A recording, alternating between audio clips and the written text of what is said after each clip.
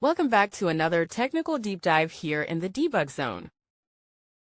Today we're tackling a big question and breaking it down with us from other users.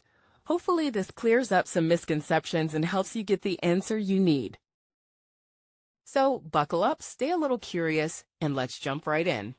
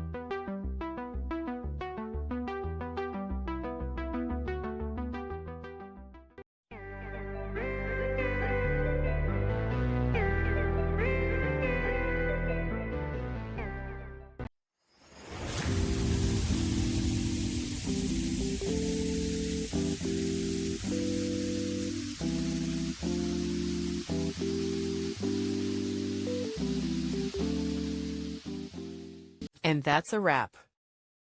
I hope you found the answer you were looking for.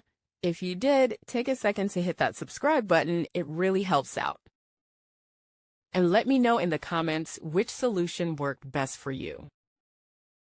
See you next time in the debug zone.